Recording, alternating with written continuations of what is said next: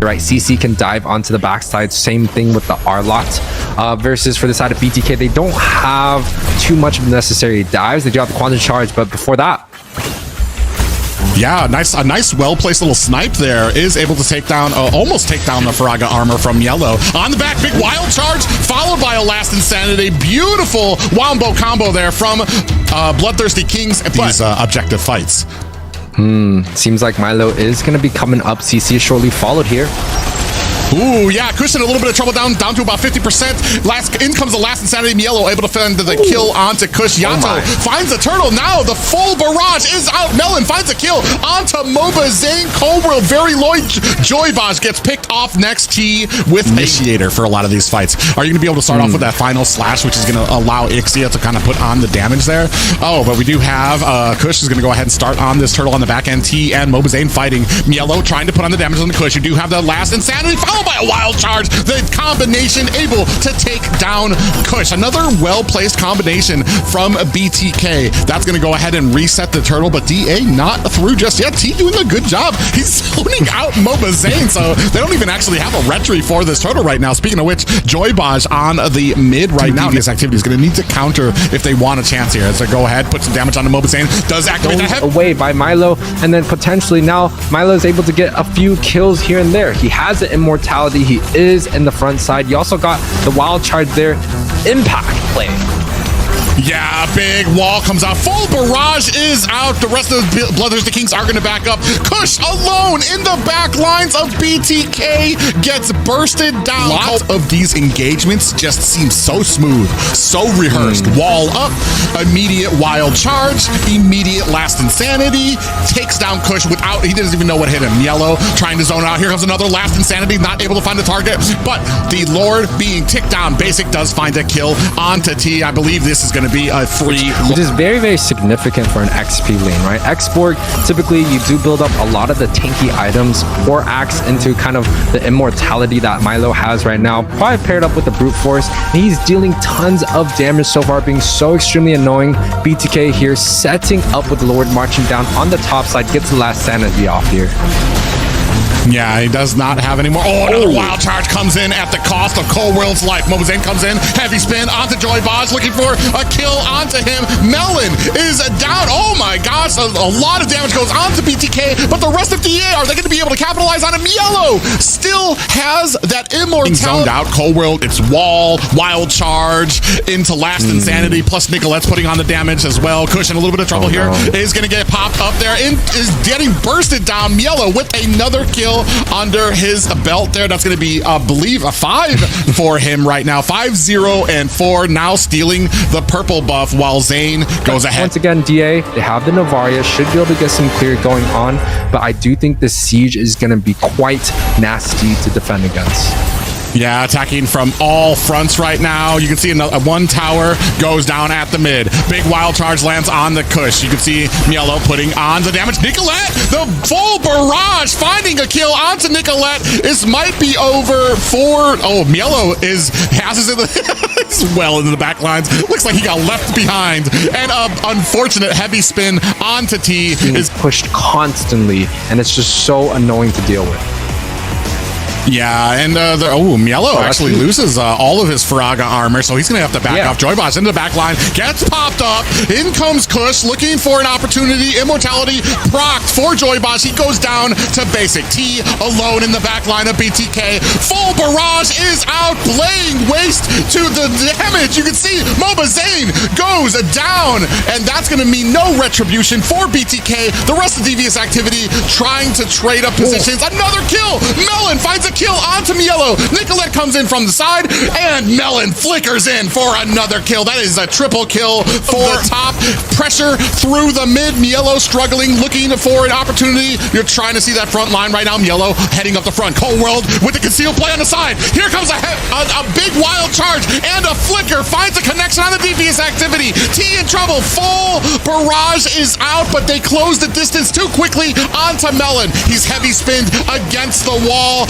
Basic finding his kills alongside Mielo. And now they are chasing NT in an unfortunate position here. Yato trying to support his escape, but it's not going to be long for T. I don't know if DA is going to be able to hold on to this here. Yeah, they're going to be able to try to, they're going to need to try to take down these minions. Final Slash comes out onto Mobazane, looking to try to take down his minions. But look at the rest of BTK nailing into this core. That's going to be game one. Wears off. You've already got a last insanity on it. Inside of BTK here. I'm not sure if that was a mistake. You can already see here the BTK uncontested for that first hurdle. Now pressing their advantage into the jungle of Devious Activity. Joyboss in trouble. Out comes the Nether Realm. It's not enough as getting scooped up is Joyboss. That's going to be a first kill. 2 kills now for Bloodthirsty Kings. Detriment of Devious Activity. Nicolette does get pulled in to that mid tower. Still able to get away. Joyboss comes from the side. A very slow Divine Judgment. Nicolette able to find the flicker and a Nether Realm. I'm offended. Comes out, finds a kill onto Kush. Full barrage does not help. We do see that T is gonna have to expend that flicker. Mobazane and the rest of BTK basically have this purple buff on cooldown. They know the timing of it. And Mobazane able to get another purple buff for himself. T in trouble. Nether Realm is out. It is gonna help them get an escape. Yellow looking for an opportunity, and 2 stuns for DA to get pushed back into the maw of BTK and picked off by Nicolette and Mielo. Man, Zane is eating good this match. 2-0-3, highest impact player. Able to get another one here. There's just not much that the side of Devious has, and it's honestly just due to down the bottom. So they're looking for an opportunity here, and DA knows what's up. It's going to be 3v5 concealed play of their own. Full barrage, but Melon does not see them on the back line. 2 down, 3 down for Devious Activity. BTK roll right through them in this bottom lane. Private, maybe next week we might get some closer series, because it's hard, right? BTK completely dominating in the first 2 matches here, but fight. Yeah, and that's going to be it for Kush and Yato and the core. BTK wrapping. He stands out ahead in terms of this matchup.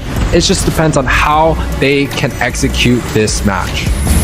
And immediately after dropping T very low, Black Dragon comes out. Kush finds himself a retribution. Mobazane gets taken out. Joyboss picking up the kill there. Cold World looking for an escape on the side. Melon cuts off their escape, looking for a kill onto Nicolette, and Joyboss going to find a mark onto 2 members of BTK. And this time around, before that, yeah, Divine Judgment comes on. Joyboss gets hammered. Not significant. It doesn't give like 20% like a book does. It doesn't give, the extra burst damage that they're looking for, but Daytona's welcoming. Yeah, Detna's welcome touches on the Mielo. Kush still able to find himself a retribution, but is going to be taken down by Mielo. In comes Joyboss. Minoan Fury does not meet its mark, and they are latched on to Mielo. They answer back a death with another death, a kill of their own. Mobazane comes in with another ultimate wasted on the side of Kush. It's like we have to find fights that are just much more favorable in our position, or guaranteed, right? Like this Lord objective, if the side of BTK chooses to come in, they could find a fight that's potentially in their favor, and it does look like they're looking for it.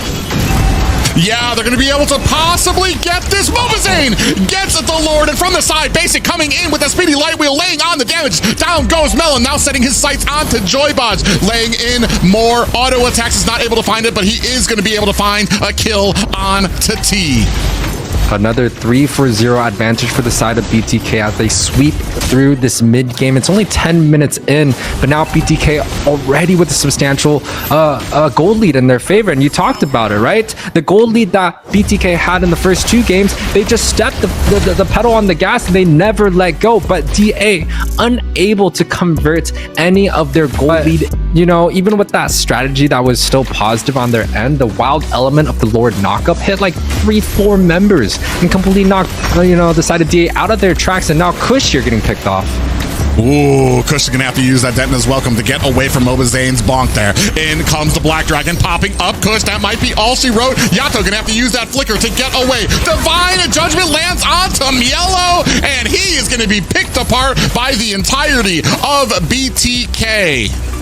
Yeah, the Kaja pick to deal with the Hanabi was just too good of a setup, you know? It was almost like DA was kind of dreaming that the Hanabi could cheese and potentially work in his favor, but, you know, the Kaja pick is just a little bit too much now. 5 members onto the mid. I don't know if they could defend this.